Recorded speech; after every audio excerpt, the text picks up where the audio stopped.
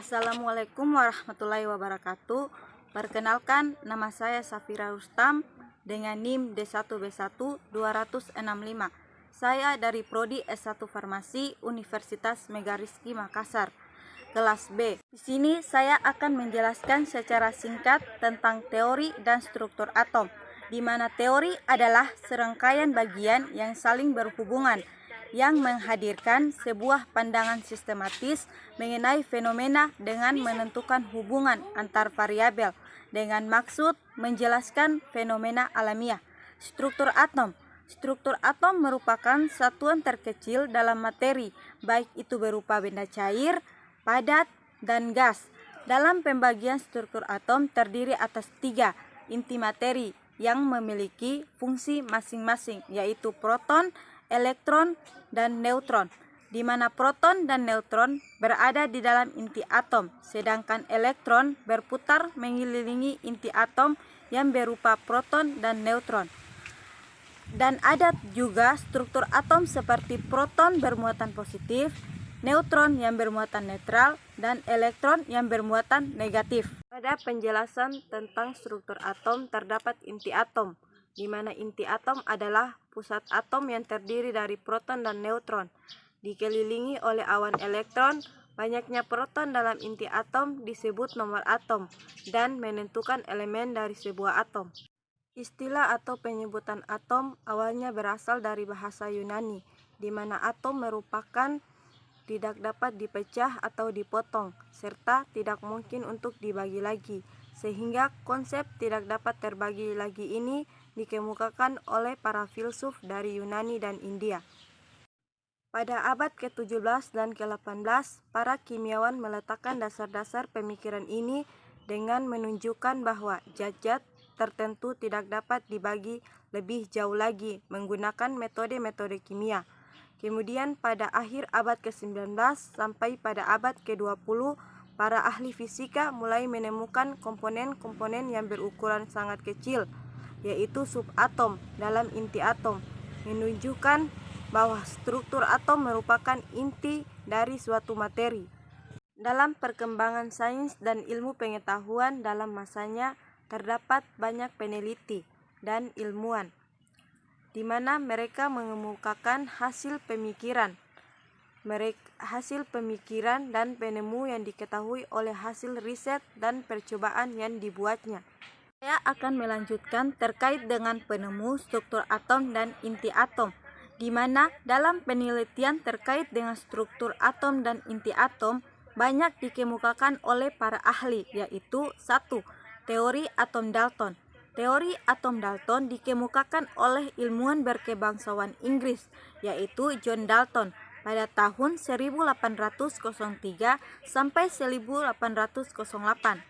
Teori ini merupakan teori paling tua yang menjelaskan tentang atom. Ia menjelaskan bahwa atom merupakan suatu zat yang tidak dapat dibagi lagi. Ini merupakan teori atom pertama di dalam atom. Tetapi setelah perkembangan ilmu dan teknologi, inti atom yang dijelaskan oleh Dalton masih dapat terbagi, yang terbentuk dari partikel dasar yang lebih kecil daripada atom, yaitu elektron, proton, dan neutron. Tetapi sayangnya, teori Dalton tidak dapat menjelaskan bagaimana atom sebagai bola pejal yang dapat menghantarkan arus listrik. Yang kedua, model atom Thomson.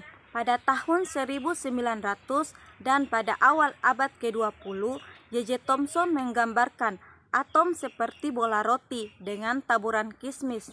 Bola itu padat dan bermuatan positif. Proton mempunyai massa yang lebih besar dibandingkan dengan elektron, sehingga model atom Thomson dapat digambarkan sebagai proton tunggal yang besar. Thomson membuktikan adanya partikel lain yang bermuatan negatif dalam atom. Ia mematahkan anggapan demokratis dari Dalton bahwa atom adalah partikel terkecil pada Pada atom terdapat elektron-elektron yang tersebar dalam bola bermuatan positif.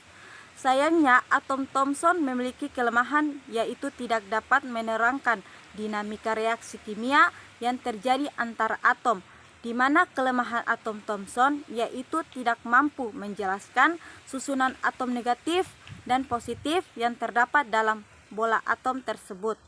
3. Teori atom Ernest Rutherford. Pada tahun 1911, teori atom Rutherford mengemukakan bahwa atom merupakan susunan berongga yang mirip tata surya. Seluruh muatan positif dan seluruh massa atom terpusat pada inti atom. Pada atom Rutherford terdapat inti atom yang bermuatan positif dan dikelilingi oleh elektron bermuatan negatif. Kelemahan teori Rutherford yaitu jika elektron bermuatan negatif mengelilingi inti yang bermuatan positif, akan terjadi gaya tarik-menarik, elektrostatik atau gaya Coulomb, sehingga lama-kelamaan elektron akan jatuh ke dalam inti atom. Yang keempat atau yang terakhir yaitu atom Bohr. Atom Bohr mengemukakan bahwa atom terdiri atas inti atom dan dikelilingi di dalam suatu lintasan yang disebut orbit atau kulit. Setiap lintasan memiliki tingkat energi tertentu selama bergerak mengelilingi inti. Elektron tidak menyerap energi ataupun memancarkan energi. Elektron berpindah ke lintasan yang lebih tinggi dengan menyerap energi. Jika berpindah ke lintasan yang lebih rendah, elektron akan memancarkan energi. Itulah penjelasan singkat dari saya. Lebih dan kurangnya saya mohon maaf. Semoga video ini dapat bermanfaat untuk kita semua. Wassalamualaikum warahmatullahi wabarakatuh.